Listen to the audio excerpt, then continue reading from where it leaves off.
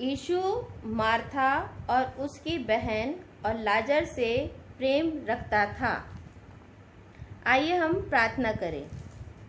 हे हमारे सर्वशक्तिमान दयालु परमेश्वर पिता, प्रभु जी इस संध्या बेला तेरे सम्मुख उपस्थित होते हैं और तुझे धन्यवाद देते हैं प्रभु जी, सुंदर समय के लिए, सुंदर योजना के लिए जो तूने हमें यहाँ पर दिया है। और हम यहाँ एक साथ अलग अलग होते हुए भी एक मन से, एक चित्त से तेरी आराधना स्तुति कर सकते हैं। तेरे नाम को हम धन्य कह सकते हैं, अपने मुख से तेरे गुणगान कर सकते हैं। सचमुच में तू धन्य है, तू महान है प्रभु परमेश्वर। हम हर एक बातों के लिए धन्यवाद देते हैं। जो वचन आज हमें मिला है प्रभु जी, उसकी गूढ़ता को हम समझ सकें और सचमुच में हम अपने आत्मिक जीवन को और भी ज़्यादा दृढ़ और मजबूत बना सकें। सारी विनती, प्रार्थना, निवेदन तेरे चरणों पर रखते हुए तेरे प्यारे बेटे प्रभु यीशु मसीह के नाम से मांगती हूँ, आमीन।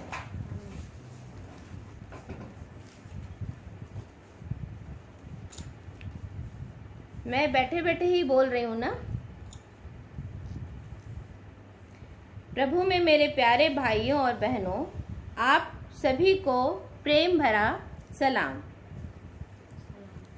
सचमुच हम अपने परमेश्वर पिता को धन्यवाद देते हैं जिसने हमें अपने विश्वास में बनाए रखा और उन सुंदर वचनों को दिया है जिससे हम पढ़कर उसकी बातों को की गंभीरता को समझ सकें और उसके प्रेम और विश्वास में और भी ज़्यादा दृढ़ हो सकते हैं।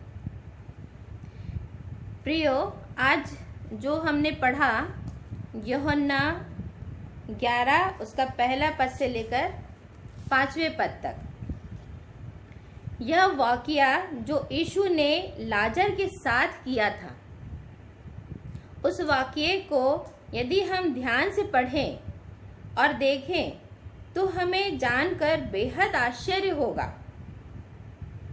कि यह घटना हमारे जीवन से संबंधित है और इस घटना के द्वारा प्रभु यीशु मसीह हमें अपने जीवन में सिखाना चाहते हैं और कुछ बताना चाहते हैं। यूहन्ना 11 उसके पहले पद को देखें तो उसमें लिखा है, मरियम और उसकी बहन मार्था के गांव बेतनिया लाजर नामक एक मनुष्य बीमार था। प्रियो, यहाँ पर 3 लोगों के बारे में बताया गया है, मरियम, मार्था और लाजर। ये कितनी सुहावनी बातें हैं कि यीशु इन तीनों से प्रेम रखता था। और यदि हम ध्यान से बाइबल पढ़ें तो इनमें 3 प्रकार के जीवन को देखने मिलता है। जो 3 व्यक्ति हैं उनके 3 व्यक्तित्व को देखने मिलता है और यह 3 प्रकार का जीवन हमें इस वचन के द्वारा मिलता है। और हम किस प्रकार अपने जीवन को स्थिर रख सकते हैं, किस प्रकार अपने आप को परमेश्वर के समीपी में बनाए रख सकते हैं और किस प्रकार अपने आत्मिक जीवन को सांसारिकता से दूर रहकर और भी ज़्यादा दृढ़ और मजबूत बना सकते हैं। तो चलिए देखते हैं कि यह सब किस प्रकार हो सकता है। आप लोग जो ज्योग्राफी लिए होंगे उन्होंने ज्वालामुखी के बारे में पढ़ा होगा।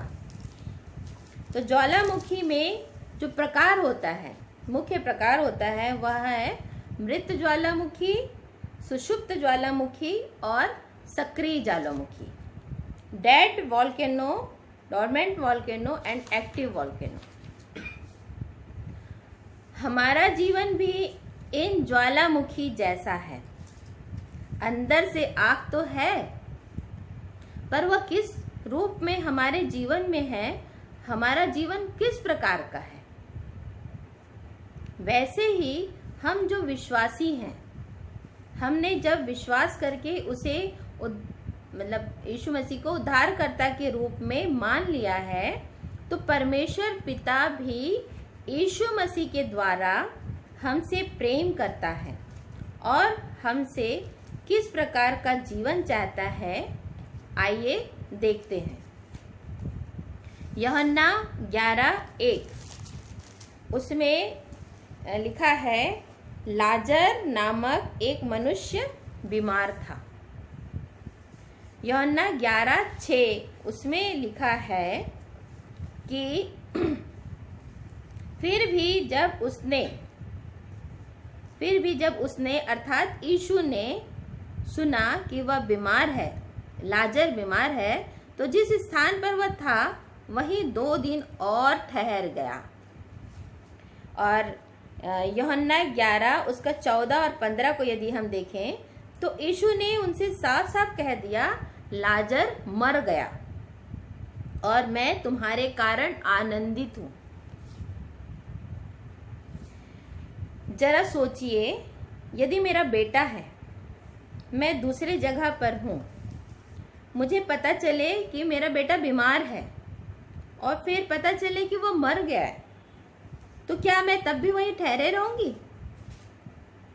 या कोई पिता का बेटा यदि बीमार है, उसे पता चले कि वह मर गया है, फिर भी पिता उसके पास न जाए, क्या कभी ऐसा हो सकता है?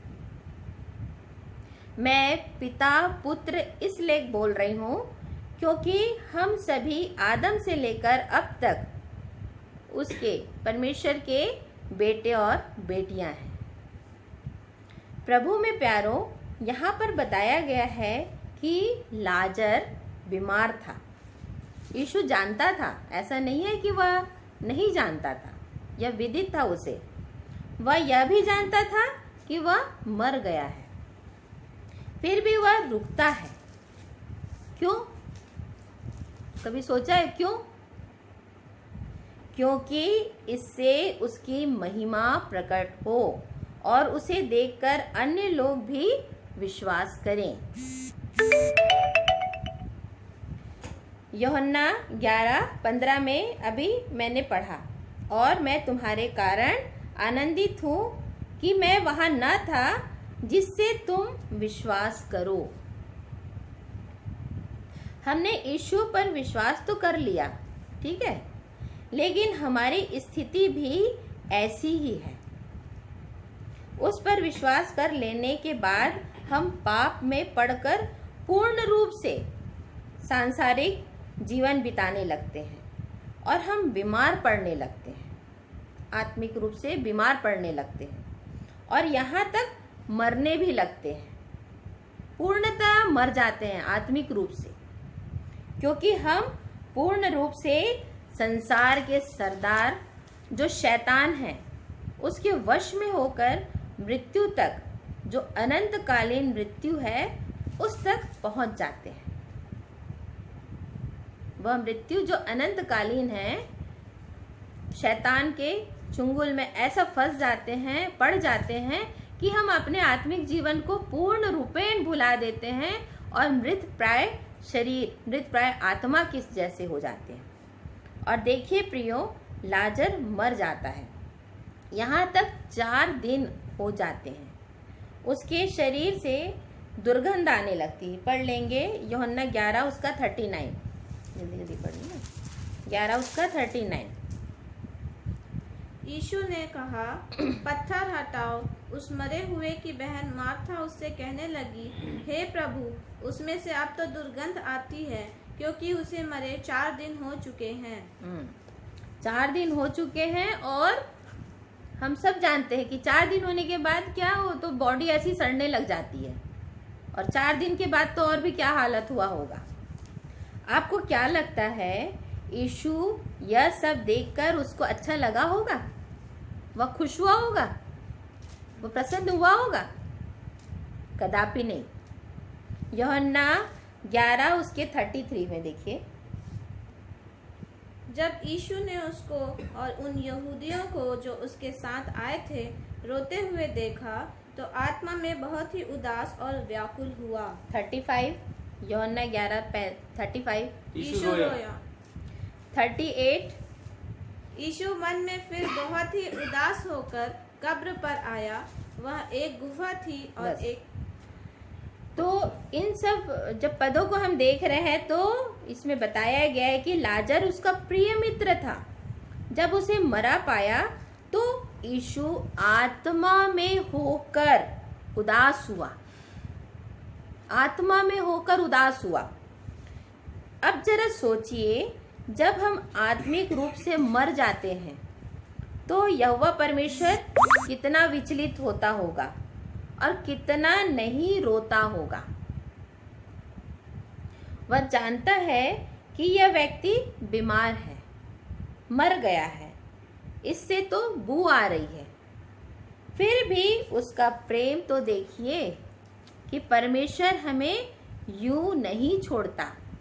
वह फिर से लाजर की तरह हमें जिलाता है, खड़ा करता है। लाजर की तरह वह फिर से जिलाता है, खड़ा करता है। यूहन्ना 11 उसके 43 को देखिए।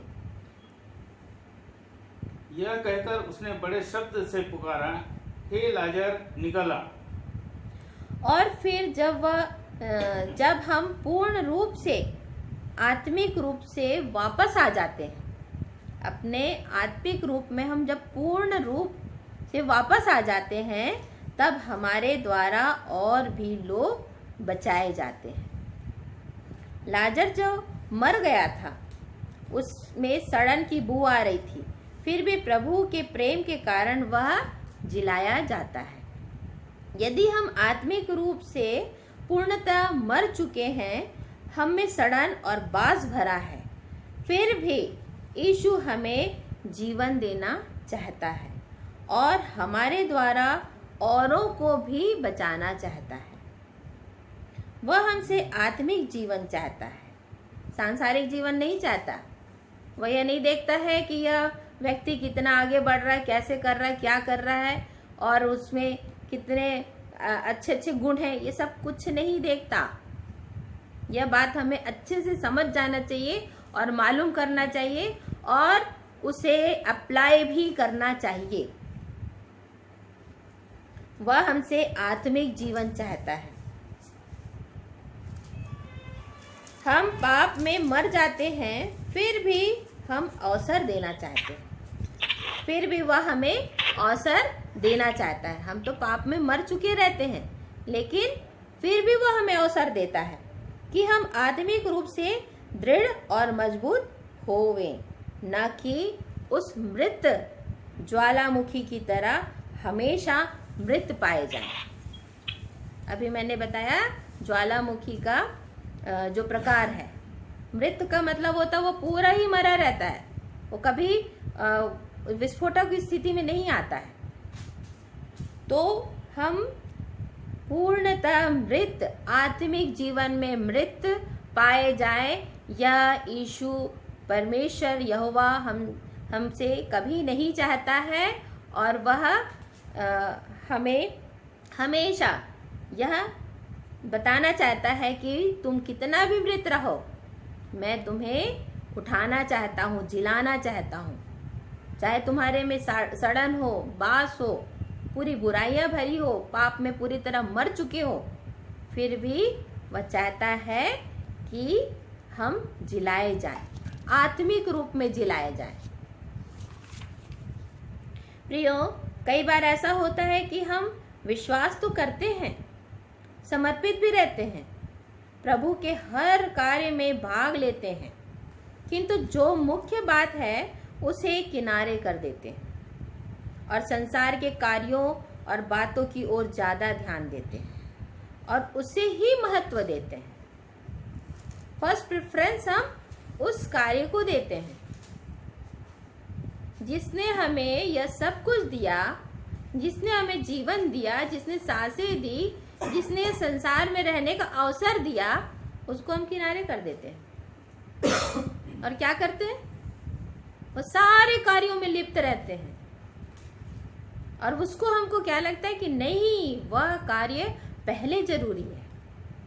ये तो है, ये तो दे दिया गया हमें, हमने विश्वास तो कर लिया है, हो गया, खत्म, क्या करना है हमें। प्रभु ऐसा ही चाहता है क्या? मार्था के द्वारा हम देखते हैं, मार्था जो प्रभु से प्रेम करती थी, वह भी प्रेम करती थी, वह भी यीशु मसीह के आगे आगे आगे करती थी हर कार्य को। कभी भी होता था आगे आगे वही जाती थी मिलने, आगे आगे से यही दिखाना चाहती थी। जब जब यीशु वहां गए तब वह पहले से पहले जाकर यीशु के पास अपनी उपस्थिति का एहसास दिलाती थी। यूहन्ना 11:20 को देखेंगे। जब मार्था ने यीशु के आने का समाचार सुना तो उससे भेंट करने को गई, परंतु मरियम घटी में बैठी रही, घर में बैठी रही। उससे भेंट करने को गई मार्था। और मार्था का गुण भी देखिए क्या था, डिक्टेट करती थी, गाइड करती थी, यीशु मसीह को डिक्टेट करती थी। देखिए यूहन्ना 11:22 में। और अब भी मैं जानती हूँ कि जो कुछ तू परमेश्वर से मांगेगा परमेश्वर तुझे देगा। वो बोल रही है, मार्था बोलती है कि तू मांगेगा ना तो दे देगा। हम भी ऐसे ही करते हैं ना हर समय, तू चाहे तो ये कर सकता है, तू चाहे तो वो कर सकता है। अरे जिसने सब कुछ कर दिया है हमारे लिए, हम उसको बोलते हैं, हम डिक्टेट करते हैं उसको। What a shameful things for us। और यहाँ तक यह बताना चाहती है कि देख मैं तेरे लिए कितनी सेवा कार्य और बहुत सी चीजों का प्रबंध करती हूँ। लूका 10:38 से 40 पद में देख लीजिए। ऐसी बताना चाहती है कि मैं क्या क्या नहीं करती हूँ, देख तू। जब वे जा रहे थे तो वह एक गांव में गया और मार्था नामक एक स्त्री ने उसे अपने घर में उतारा। मरियम नामक उसकी एक बहन थी, वह प्रभु के चरणों में बैठकर उसका वचन सुनती थी। परंतु मार्था सेवा करते करते घबरा गई और उसके पास आकर कहने लगी, हे प्रभु, क्या तुझे कुछ भी चिंता नहीं कि मेरी बहन ने मुझे सेवा करने के लिए अकेली ही छोड़ दिया है? बस यहाँ पर बताया गया है कि बहुत से बातों में वो प्रबंध करती थी। मतलब यीशु मसीह आए, वहाँ रुके हैं, तो उसको चिंता किसकी थी कि वो कैसे खाएंगे, कैसे पिएंगे, क्या करेंगे, कहाँ रहेंगे, कहाँ सोएंगे। उसको वचन सुनने की चिंता नहीं थी, वचन की बातों को ध्यान देने की चिंता नहीं थी, वचन पे मनन करने की चिंता नहीं थी। क्यों? आत्मिक रूप। वही फिर बात आ गई, आत्मिक जीवन। यदि हम डेडिकेट होते हैं तो हम उसमें पूर्ण समर्पण कर देते हैं। लेकिन यहाँ पर मार्था ने क्या किया? प्रबंध की बातों पर ध्यान लगाया।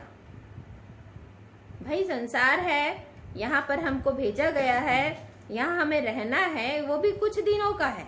ऐसा नहीं है कि हम पूरा अमर खाकर आए हैं कि हमेशा रहेंगे। फिर भी हमारा ध्यान क्या रहता है? उन्हीं बातों में लगा रहता है सब, कैसे हम खाएं, कैसे कमाएं, कैसे क्या करें।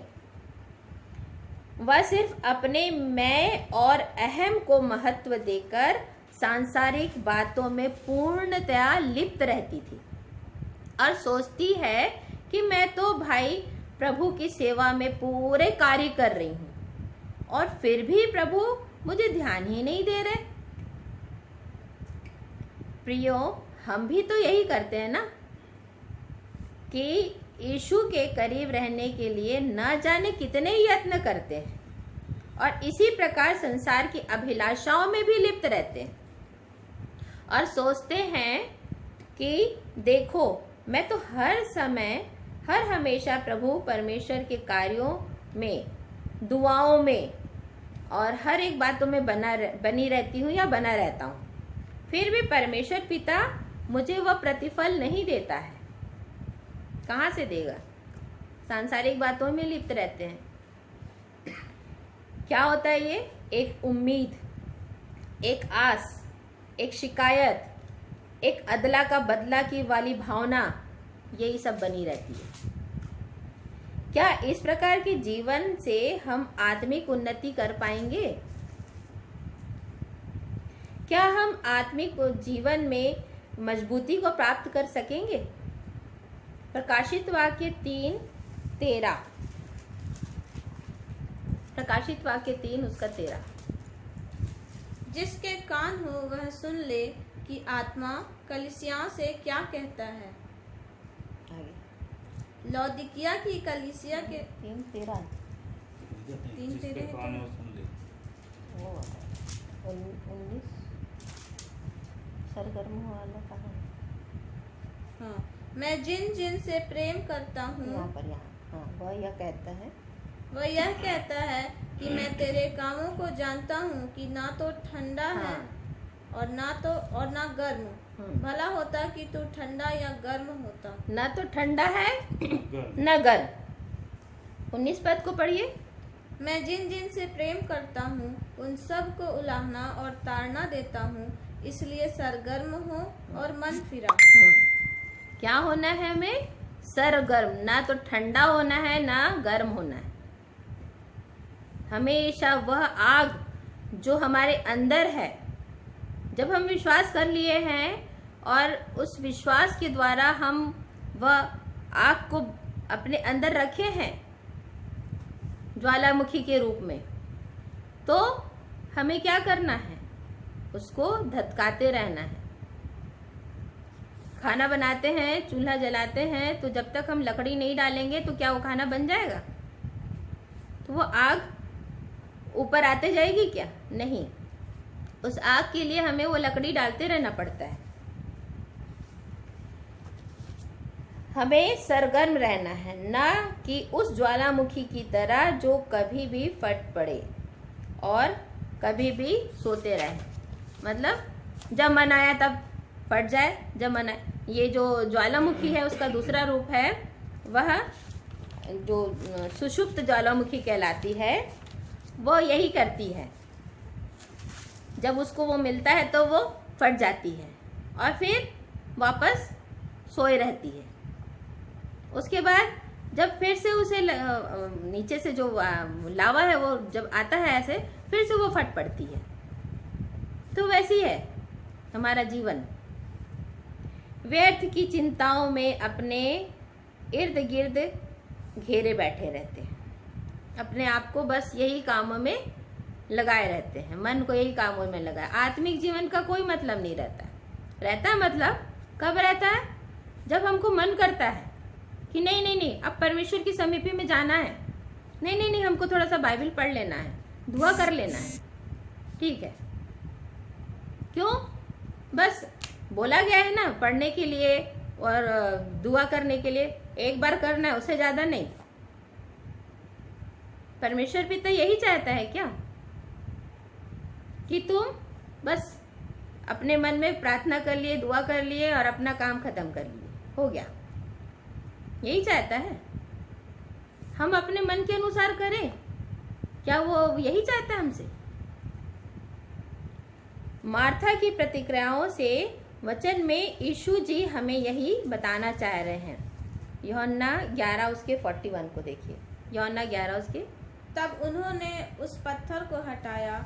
यीशु ने आंखें उठाकर कहा, हे पिता, मैं तेरा धन्यवाद करता हूँ कि तूने मेरी सुन ली है। और नहीं रहना। मार्था चिंता करती है, घबराती है, जबकि हमें अच्छे से पता है कि हम चिंता करके अपने जीवन काल को ना बढ़ा सकते हैं ना घटा सकते हैं। यह बात भी यीशु जी ने ही हमें बताया है। यहाँ वहाँ से हम कहीं नहीं सुने हैं, कोई ज्ञानी महात्मा नहीं बताया हमें। यह बात वचन में से ही, जो यूहन्ना सुसमाचार का जो 4 सुसमाचार हैं जो यीशु मसीह के द्वारा बताया जाता है, उन्होंने ही हमें बताया है क्या करना है। लूका 12 उसका 22 से 34 पद में पूरा बता दिया है कि किस प्रकार हमको अपने जीवन को संयमित रखना है और इतना चिंता करने से क्या कर सकते हैं। उसके 34 पद को देखिए। क्योंकि जहाँ तुम्हारा धन है वहाँ तुम्हारा चिंता करके घड़ी भी न करनी। चिंता करके हम एक घड़ी भी उसको बढ़ा नहीं सकते। अपने जीवन काल के एक घड़ी को, नॉट ए फ्रैक्शन सेकेंड, उसको नहीं बढ़ा सकते हैं। कुछ तो कर ही नहीं सकते हम, तो मतलब ही क्या है हमारा इतना चिंता करने का।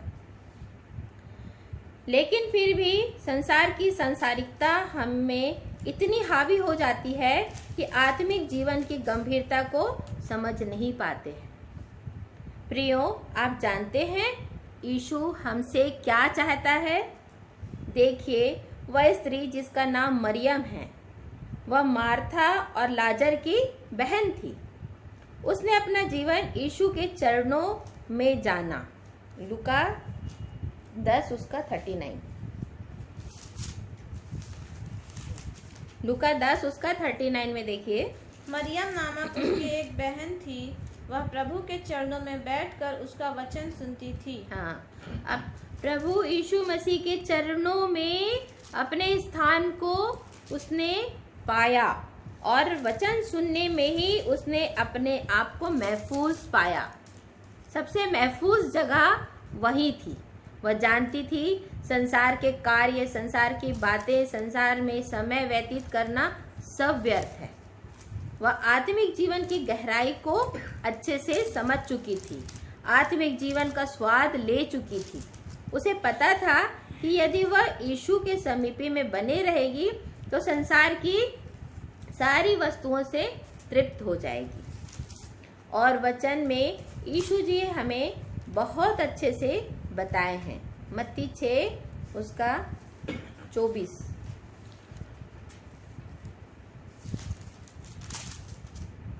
कोई मनुष्य दो स्वामियों की सेवा नहीं कर सकता, क्योंकि वह एक से बैर और दूसरे से प्रेम रखेगा, या एक से मिला रहेगा और दूसरे को तुच्छ जानेगा। तुम परमेश्वर और धन दोनों की सेवा नहीं कर सकते। तो हमें किस प्रकार हम सांसारिक प्राण की बजाय आत्मिक प्राण को महत्व देवें, और यही वह सक्रिय ज्वालामुखी है जो हमेशा अपने अंदर की आग को बाहर निकालते हैं। सक्रिय ज्वालामुखी का गुण यही रहता है कि सारे टाइम वो फटे रहती, फट पड़ती है पूरे समय। तो आत्मिक आग हम सभी में हमेशा प्रज्वलित होते रहना है। या ऐसा नहीं है कि हमें एक समय है, लिमिट समय है, बस इतने समय में हमको प्रार्थना दुआ कर लेना, वचन पढ़ लेना, उसको ध्यान करना, मनन करना, नहीं। सक्रिय रूप में ऑल टाइम, सारे समय में हमको प्रज्वलित होते रहना है। किसमें? अपने आत्मिक जीवन में, सांसारिक बातों में नहीं, संसार के जो एक्टिविटीज है उसमें नहीं, अपने आत्मिक स्वयं के, खुद के, मुझे अपने स्वयं के आत्मिक जीवन में सक्रिय बने रहना है। और प्रियो, यूहन्ना 12 उसका 2 और 3 में मरियम का वर्णन मिलता है। यूहन्ना 12 उसका 2-3 में मरियम का वर्णन मिलता है। फिर वह दृष्टांतों में उनसे बातें करने लगा। किसी मनुष्य ने दाख की बारी लगाई। 2-3 वहाँ उन्होंने उसके लिए भोजन तैयार किया और मार्था सेवा कर रही थी, और लाजर उनमें से एक था जो उसके साथ भोजन करने के लिए बैठे थे। तब मरियम ने जटामांसी का आधा सेर बहुमूल्य इत्र लेकर यीशु के पांव पर डाला और अपने बालों से उसके पांव पोंछे, और इत्र की सुगंध से घर सुगंधित हो गया। यूहन्ना 12 उसके 2-3 पद में बताया गया है कि मरियम का जो वर्णन मिल रहा है उसमें जटामांसी का आधा सेर बहुमूल्य इत्र लेकर यीशु के पांव में डाला मरियम ने, और अपने बालों से पोंछा। यही वर्णन हमें मत्ती 26 उसका 6 से 13 में मिलता है, मरकुस 14 उसके 3 से 9 पद में भी मिलता है। जब हम ये पढ़ते हैं प्रियो, तो हमें ये बहुत साधारण सी बात लगती है, दिखाई देती है कि मरियम अपना सब कुछ जो उसका सबसे कीमती था वह सब लेकर यीशु को अर्पित कर दिया। बस यही हमें ऐसा लगता है कि हम जो अपना जो सारा जो कीमती चीज है उसको हम अर्पित कर दिए।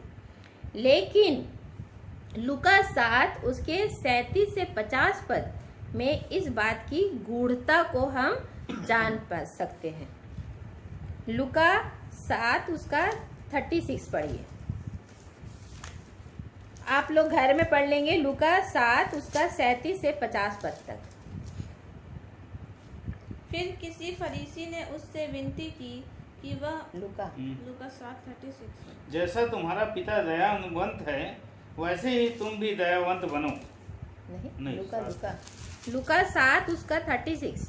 फिर किसी फरीसी ने उससे विनती की कि वह उसके साथ भोजन करे, अतः वह उस फरीसी के घर में जाकर भोजन करने बैठा। उस नगर की एक पापिनी हाँ। स्त्री यह जानकर कि वह फरीसी के घर में भोजन करने बैठा है, संगमरमर के पात्र में इत्र लाई। और आगे वो पूरा उसका वर्णन दिया गया है कि उसने इत्र लाया। तो लूका 7 का 37 पद में बताया गया है कि पापिनी स्त्री संगमरमर के पात्र में इत्र लाई, पाँव के पास पीछे खड़े होकर रोती हुई पाँवों को आंसुओं से भिगोने लगी। पापिनी स्त्री।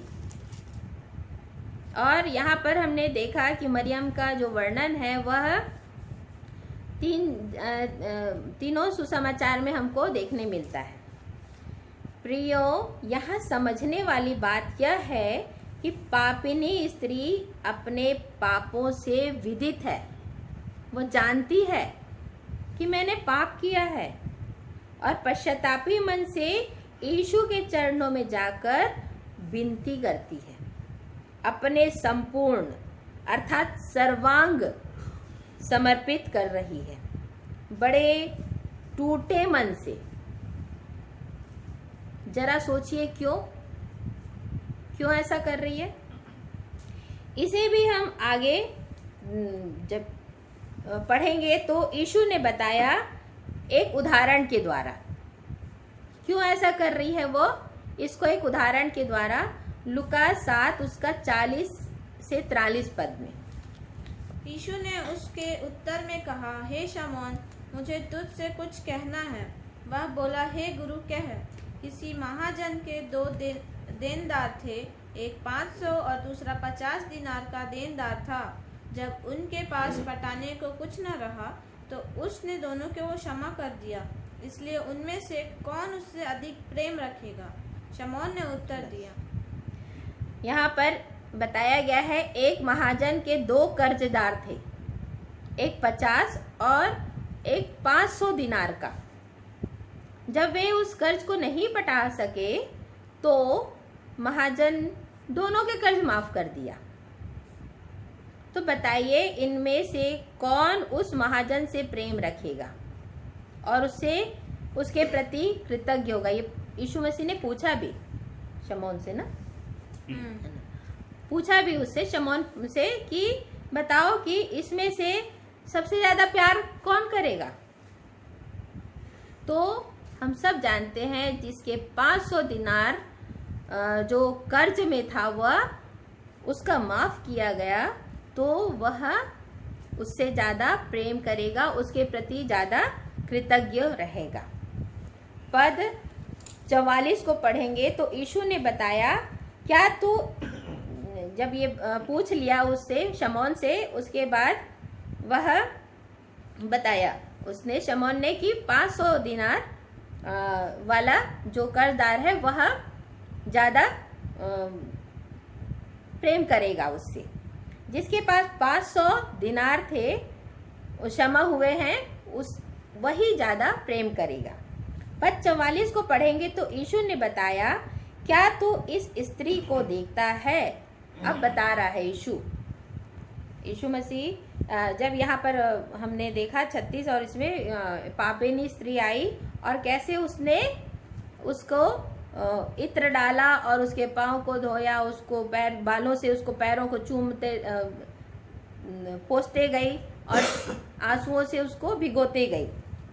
तो यीशु ने बताया, क्या तू इस स्त्री को देखता है?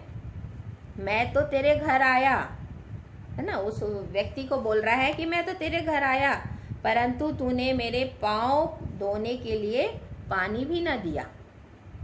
पानी भी न दिया उसने। पाँव तो धोने की बात दूर रही, उसने तो पानी ही नहीं दिया कि चल यीशु तू ही धो ले। परंतु इसने, मतलब इस मरियम ने मेरे पाँव आंसुओं से भिगोए। तूने मेरे सिर पर तेल नहीं मला, पर इसने मेरे पाँव पर इत्र मला। तूने मुझे न चूमा, पर इसने मेरे पाँव को चूमने से न छोड़ा। प्रियो, यह सर्वविदित है कि हम सब पापी हैं। सबने पाप किया है और सब पापी हैं, और हमने हर लेखे में पाप किया है। जब यीशु हमें हर गुनाहों से बचाने के लिए अपना खून बहाया, तो हम पापी होने के बाद भी ना उसके पैर धोना चाहते हैं, ना उस पर तेल मलना चाहते हैं, और ना उसे चूमना चाहते हैं। पर यीशु मसीह ने, देखिए, यह सब तो नहीं करते हैं, फिर भी उसने क्या किया? कलवरी पर अपना खून बहाया। और क्या किया उसने? हमारे पापों को अपने ऊपर ले लिया। और हम है कि वो आता है तो उसके हम पैर धोने के लिए पानी तक नहीं दे सकते हैं। मतलब हम इतना सा भी कुछ नहीं कर सकते उसके लिए। कितनी शर्म की बात है हमारे लिए। पर उस मरियम ने जो अपने पापों को जाना था, माना था, अंगीकार किया था, और अपनी जगह उसके चरणों में उसने महफूज जाना। वह समझ चुकी थी कि मेरी जगह उसकी चरण के पास है। यही बात हमें यीशु समझाना चाहते हैं। यहाँ पर मुख्य जानने की बात यह है कि जब हम अपने पापों को जान लेते हैं, मान लेते हैं, अंगीकार कर पूर्ण रूप से आत्मिक जीवन में बने रहते हैं, तो अवश्य है कि यीशु हमें कई गुना फेर देता है। सिर्फ एक ही चीज चाहता है, एक कंडीशन है ना? क्या चाहता है? कि हम आत्मिक जीवन में उसके साथ बने रहें, जुड़े रहें, और उसके इच्छा के अनुसार ही कार्य करें और कुछ नहीं। कब? जब हमने विश्वास कर लिया है तब। अविश्वासी लोगों के लिए नहीं है ये सब बातें। हमने विश्वास कर लिया है तो हमें यह अपने आत्मिक जीवन को बचाने के लिए हमें बहुत यत्न करना है।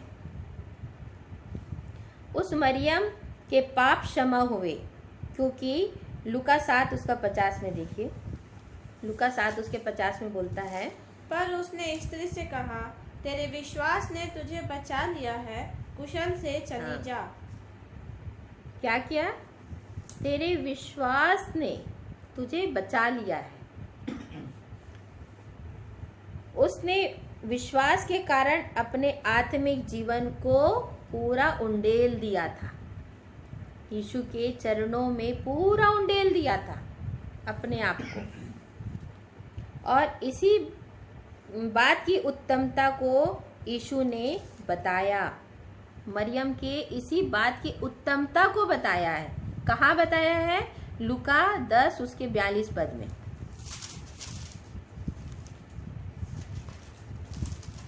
लूका 10 उसके 42 पद में देखेंगे, परंतु एक बात आवश्यक है, और उस उत्तम भाग को मरियम ने चुन लिया है जो उससे छीना ना जाएगा।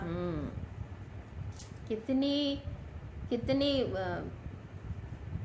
गंभीरता पूर्वक, कितनी गंभीर बात है यह कि उस उत्तम भाग को मरियम ने चुन लिया है। चरणों के पास गई वह, और अपने पूरे आत्मिक जीवन को उंडेल दिया। और वह आत्मिक जीवन जब पूरा समझ के उसमें चले गई, तो यीशु कह रहा है कि उस उत्तम भाग को चुनने के कारण वह उससे कभी वह भाग छीना नहीं जाएगा। और यहीं पर हमें भी अपने जीवन का, अपने आप का आकलन करना है।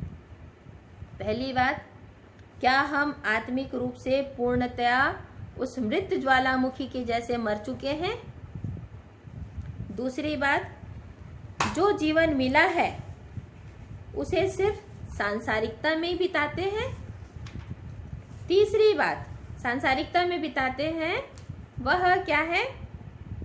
सुषुप्त ज्वालामुखी के जैसे। तीसरी बात, क्या ज्वालामुखी है? सक्रिय ज्वालामुखी। या पूर्ण रूपेण आत्मिक जीवन को व्यतीत करते हुए उस उत्तम भाग को हमने पा लिया है। यह हमारे अपने हर एक व्यक्ति के प्रत्येक जो पर्सनल है उसके जीवन में हमें अपने आप का आकलन करना है कि हम किस ज्वालामुखी की तरह हैं। यह हमें सोचना है, समझना है और मनन करते रहना है। बहुत गंभीर बात है ये हमारे लिए। परमेश्वर इन सब वचन को समझने में और सीखने में हम सबों की मदद करे, यही प्रार्थना करती हूँ मैं।